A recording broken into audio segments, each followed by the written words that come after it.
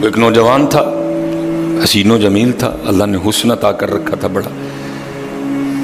اس نے جب بھی نماز پڑھنے کے لیے آنا نا تو راستے میں ایک عورت تھی، اس کی نظر پڑتی، اور یہ کہا گیا ہے کہ جو نظر ہے یہ شیطان کے تیروں میں سے ایک تیر ہے حضرت، اسی لیے تو حضرت جی نظریں جھکا کے چلنے کا حکم دیا گیا ہے، کیونکہ جو نظر ہے یہ شیطان کے تیروں میں سے ایک تیر ہے حضرت جی۔ پڑھ تو یہ ایک دفعہ جاتی ہے لیکن کتنی دنوں تک حضرت اس نظر کا جو اثر ہے وہ دل سے نہیں جاتا حضرت۔ اپنی نظریں بڑی سنبھالو حضرت، اپنی نظریں بڑی سنبھالو حضرت۔ اس کی تو نظریں پاک تھیں لیکن راستے میں ایک عورت تھی، اس کی پاک نہیں تھی۔ اس نے آتے جاتے جاتے آتے آتے جاتے اس کو دیکھنا، شیطان نے اپنا کام کرنا شروع کر دیا۔ اس نے ایک دن کیا کیا، اس نے اپنی خادمہ سے نا اپنی خواہش کا اظہار کیا، میرا دل کرتا ہے کہ اس نوجوان سے نا تنہائی ملے، لیکن ملے تو ملے کس طرح؟ وہ جو خادمہ تھی ذرا پکی عمر کی تھی، اس نے کہا یہ تو کوئی مشکل کام نہیں ہے، آج ہی رات کو بات بنا دیتی۔ وہ جب عشاء پڑھ کے وہ نوجوان مسجد سے نکلا نا، وہ خادمہ راستے میں کھڑی ہو گئی، اس کو روک لیا، اس کو 2-3 احادیث سنائیں، 2-3 آیات مبارکہ سنائیں کسی کے کام آنے کے حوالے سے۔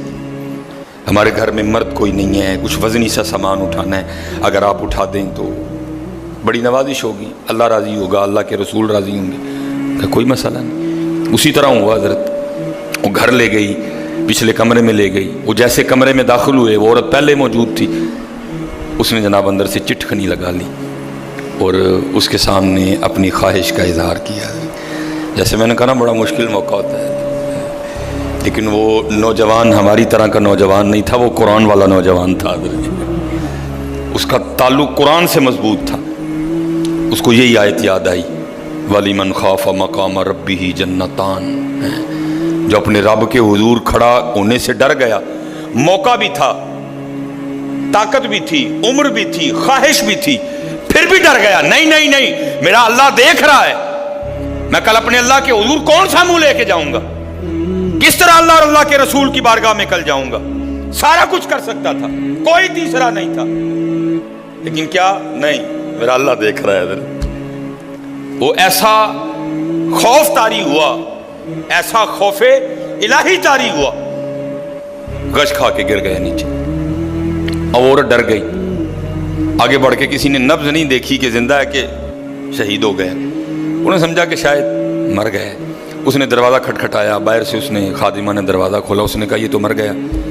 اس نے کہا یہ بھی کوئی مشکل بات نہیں، بھائی نام تو اس پہ لگے گا نا جس کے گھر سے لاش برآمد ہوگی، تم ٹانگیں پکڑو میں ہاتھ پکڑتی۔ انہوں نے تھوڑا سا محنت مشقت کر کے نا اٹھا کے جو باہر کوڑا پھینکنے کی جگہ تھی نا اس نوجوان کو پھینک دیا۔ اب رات پڑ گئی، بیٹا گھر نہیں آ رہا، باپ پریشان تھا۔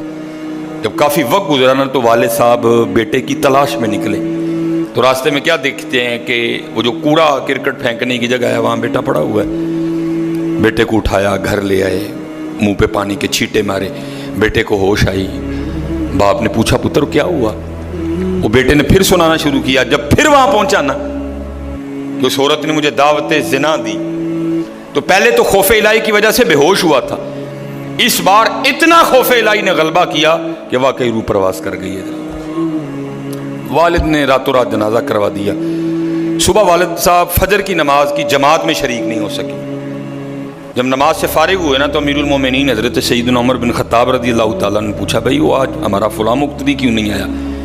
لوگوں نے ساری بات سنائی، حضرت جوان بیٹا تھا، انتقال کر گیا، رات ہی کو جنازہ ہو گیا، شاید اس وجہ سے حضرت نہیں جماعت میں تشریف لا سکے۔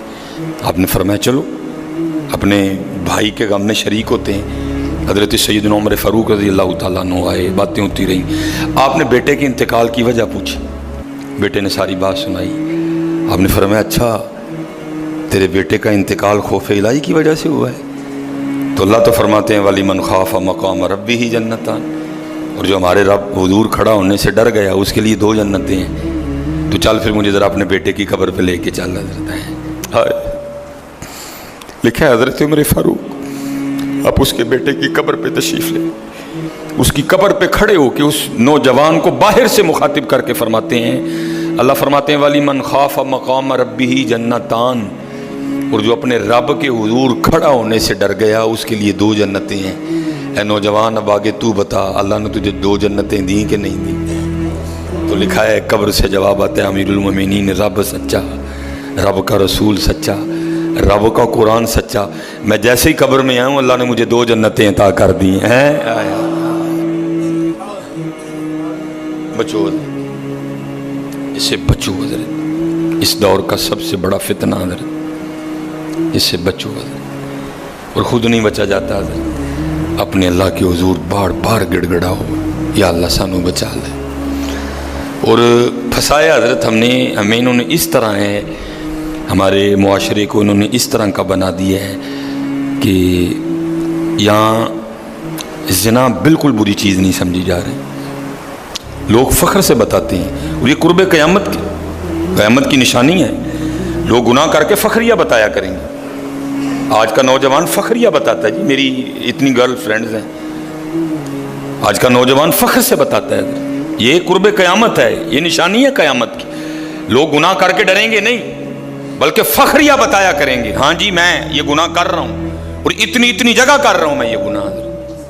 لیکن کیا ہوگا، نیکی مشکل ہو جائے گی۔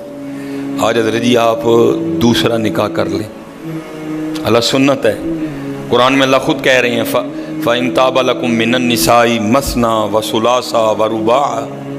پہلے کی تو اللہ نے بات ہی نہیں کی، بات ہی دوسرے سے شروع ہو رہی ہے۔ مِّنَ النِّسَاءِ مَثْنَىٰ وَثُلَاثَ وَرُبَاعَ، پہلے کی بات ہی نہیں ہوئی، بات ہی دوسرے سے شروع ہو رہی ہے۔ جتنی مرضی گرل فرینڈ رکھ لیں، آپ کو کوئی برا نہیں سمجھے گا، بلکہ لوگ آپ کے جانے کے بعد بڑا خوش ہو گئے کہ یار بڑا رنگین مزاج آدمی ہے۔ لیکن حضرت آپ دوسرا نکاح کر لیں، اسی وقت آپ لوگوں کے کاغذوں میں 2 نمبر ہو جائیں گے حضرت۔ پیکے بھی ناراض، سونے بھی ناراض، بھرا بھی ناراض، سالہ بھی ناراض، ہیں جی، چھوٹا بھی ناراض، وڈا بھی ناراض ہے۔ یہ کیا ہے؟ یہ قرب قیامت ہے حضرت۔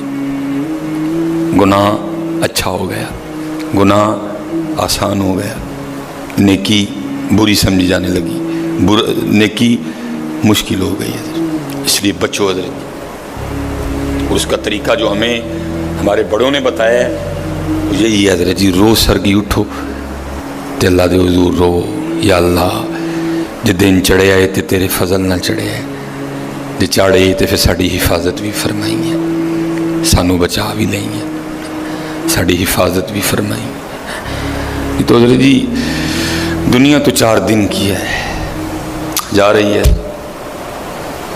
کالے وال مسافر ہوئے، چٹیاں ڈیرے لائے، کالے وال مسافر ہوئے، چٹیاں ڈیرے لائے، ویکھ محمد بخشا موت سے نہیں آئے۔ اور حضرت جی اللہ سب کو اپنی حفاظت میں رکھے۔ اگر کوئی اس گناہ میں پھنسا ہوا ہے، اگر کوئی اس گناہ میں پھنسا ہوا ہے تو میں کہوں گا کہ توبہ کر لیں سارے حضرت، کیونکہ حضرت یہ وہ گناہ ہیں کر تو ہم رہے ہیں، لیکن اس کی سزا ہماری نسلوں کو بھگتنی پڑنی ہے حضرت۔ کیونکہ امام شافعی رحمۃ اللہ تعالی علیہ فرماتے ہیں زنا وہ قرض ہے جو لے تو رہا ہے لیکن چکائے گی تیری اولاد حضرت۔